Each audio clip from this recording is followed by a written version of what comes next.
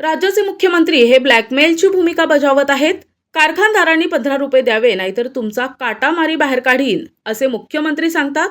म्हणजे मुख्यमंत्र्यांना साखर कारखानदारीत होणारी काटामारी मान्य आहे. राज्यातील भ्रष्ट कारखानदाराचा विधानसभेत निवडून गेल्याने ऊस कारखानदारीबाबत अधिवेशनात चर्चा होत नाही, असा थेट हल्लाबोल स्वाभिमानी शेतकरी संघटनेचे नेते माजी खासदार राजू शेट्टी यांनी केलाय.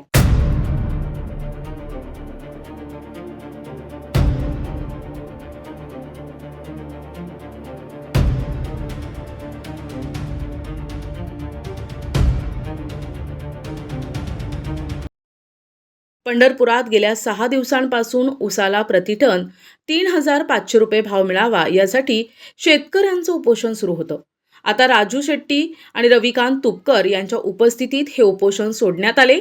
जिल्ह्यातील 16 कारखान्यांनी 3,000 रुपये पहिली उचल दिली आहे. त्यामुळे उपोषण जरी थांबले असले तरी उर्वरित कारखान्यांच्या गव्हाणेत जाऊन आंदोलन सुरू राहणार असल्याचे शेट्टी यांनी जाहीर केले.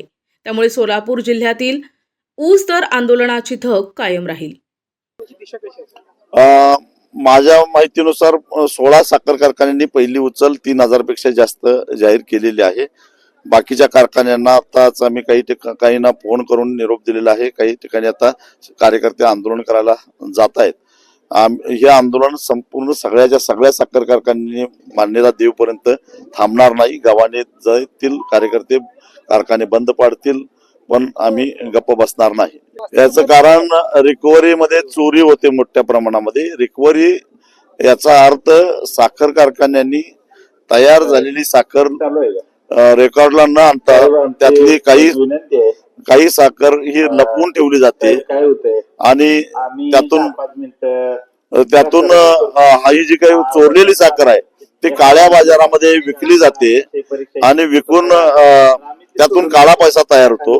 सोलापूर जिल्ह्यामध्ये टक्केवारी रिकव्हरीची कमी होणं याचं कारण हेच आहे. सोलापूर जिल्ह्यामध्ये FRP कमी बसायचं दुसरं कारण असं आहे की तोडणी वाहतुकीचा भरमसाठ खर्च लावला जातो आणि तो ऊसाच्या दरातून वजा केला जातो. त्यामुळे सोलापूर जिल्ह्यामध्ये FRP कमी बसते. या संदर्भामध्ये एक याचिका मी स्वतः कोल्हापूरच्या सर्किट बेंचमध्ये दाखल करणार आहे. याला काही अंशी मी ऊस उत्पादक शेतकऱ्यांना सुद्धा दोष देईन, कारण निवडणुकीमध्ये साखर कारखानदारांनाच मतं देऊन निवडून दिल्याचे हे सगळे परिणाम आहेत. तेव्हा साखर कारखानदार म्हणजे ऊसाचा पैसा बुडवणारेच जर का आमदार असतील तर विधानसभेत सर्वपक्षीय, तर मग विधानसभेत ऊस दरावर चर्चा होईलच कशी?